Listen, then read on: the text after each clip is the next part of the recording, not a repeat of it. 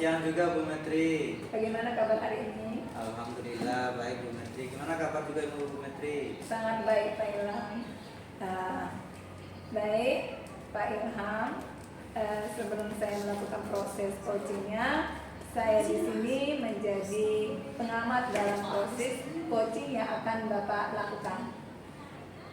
Sebelum memulai, ada beberapa hal yang ingin saya sampaikan tentang rubrik penilaian yang saya lakukan nanti. Nah, saya harap Bapak Ilham sudah menguasai bagaimana prinsip seorang coach. Nah, prinsip seorang coach itu yaitu terdiri dari kemitraan, proses kreatif, dan memaksimalkan potensi.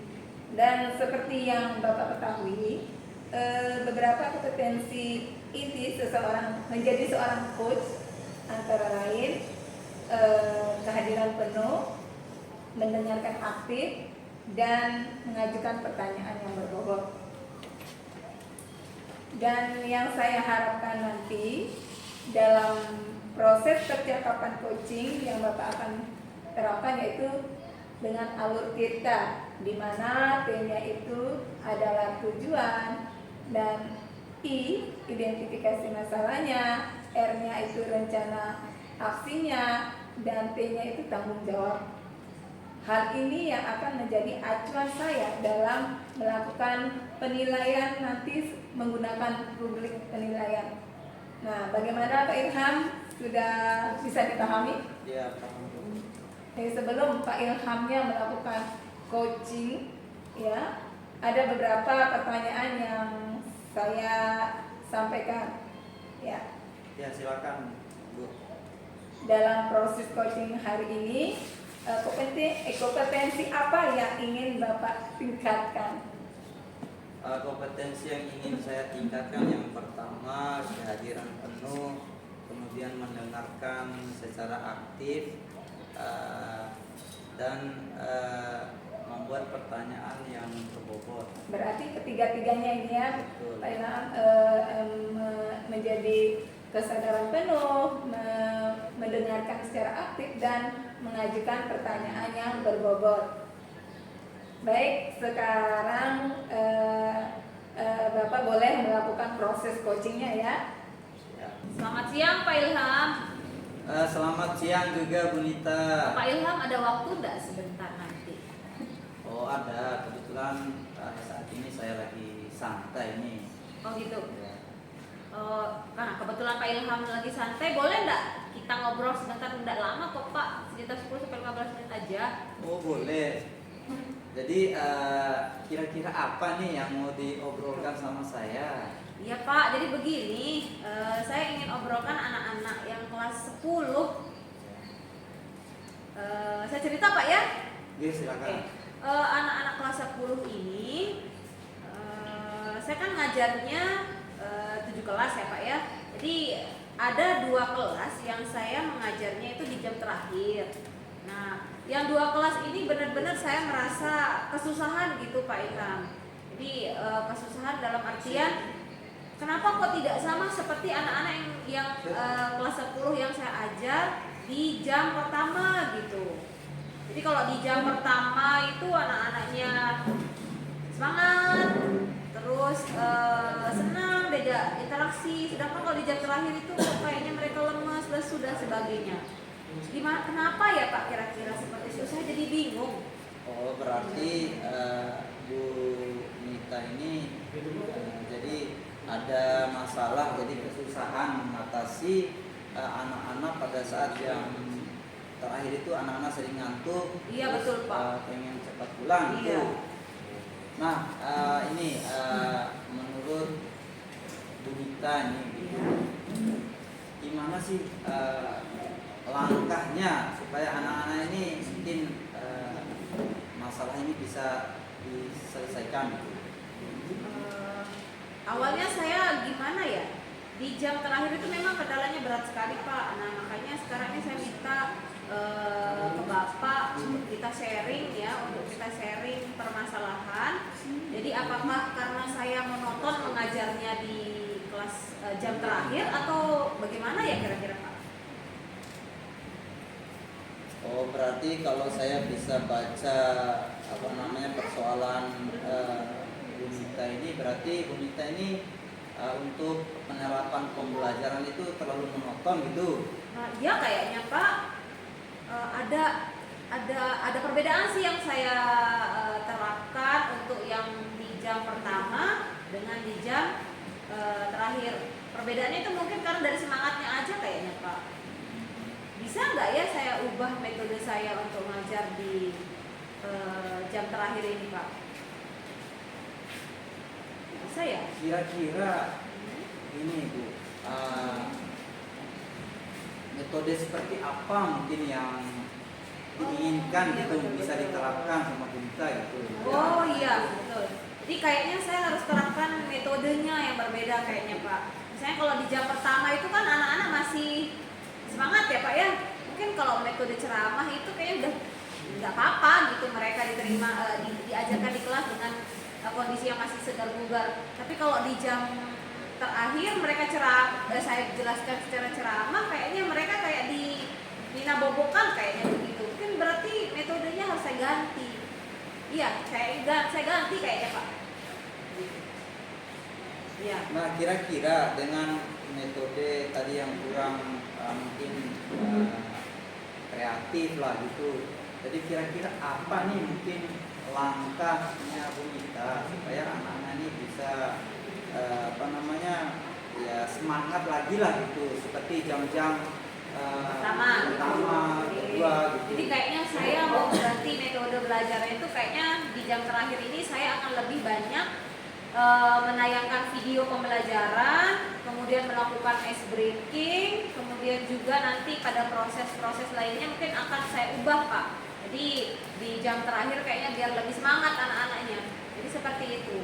Oh, berarti Bu Mita mau menerapkan apa namanya menampilkan video-video gitu, Iya, betul, kemudian melakukan ice breaking gitu supaya anak-anak lebih semangat gitu. Iya.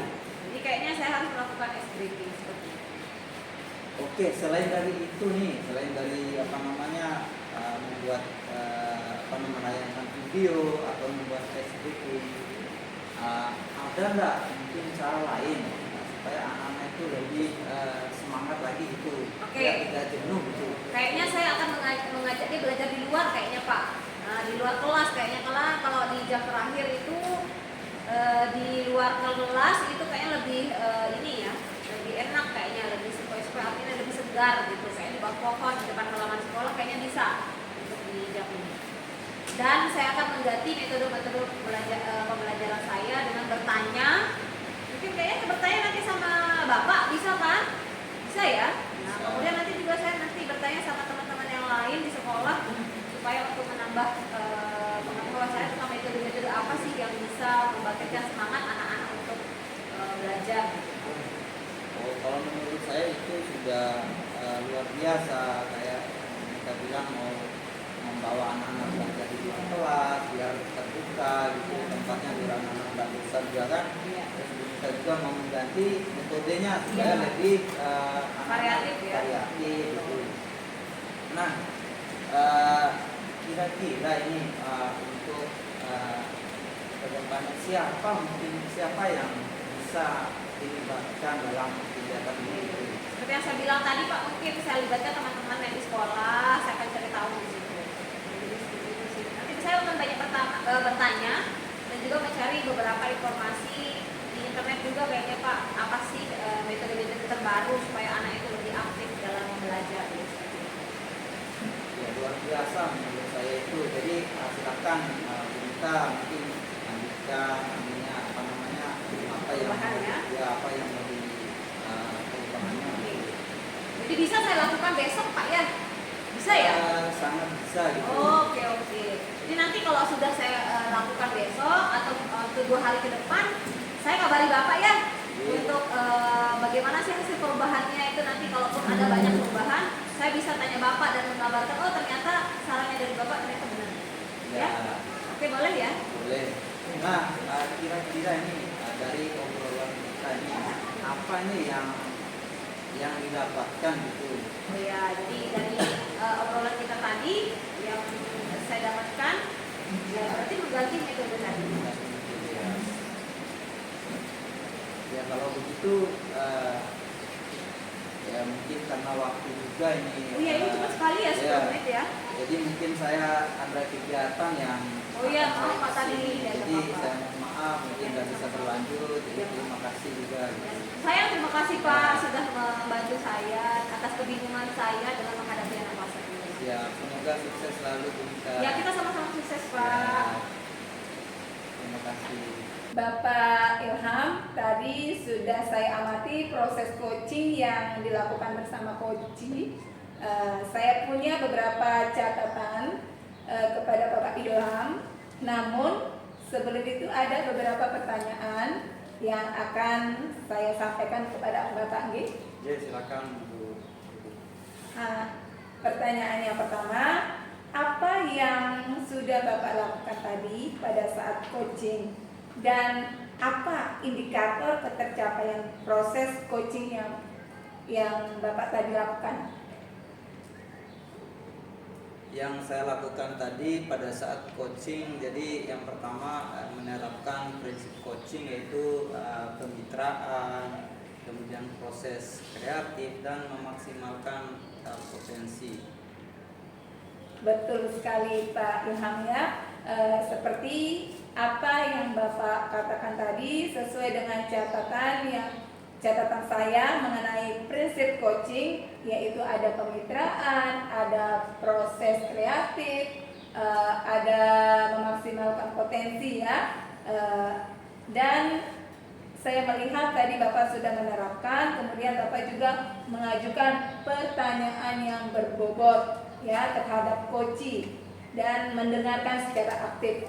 Nah, Bapak sudah melakukan coaching dengan menggunakan alur Tirta yang dimana T-nya itu ada tujuannya, I-nya adalah identifikasi masalah, R-nya adalah rencana aksi, dan T-nya adalah tanggung jawab.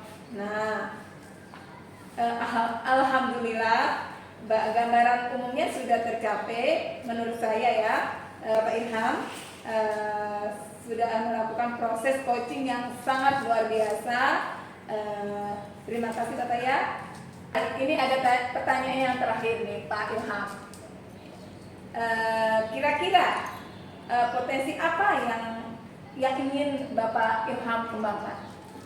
Jadi yang ingin saya kembangkan itu yang pertama ya kehadiran penuh sehingga pada saat proses coaching itu bisa kita laksanakan dengan santai. Iya. Baik, berarti kehadiran penuh ya Pak Ilham ya yang akan Bapak kembangkan. Nah, saya doakan ya Pak Ilham ya, semoga proses coaching yang Bapak lakukan berhasil dan dapat mengembangkannya ya, mengembangkan secara maksimal untuk coaching yang Bapak lakukan. Ya, terima kasih. Ya, selamat siang Pak Ilham. Siang juga Bu Menteri.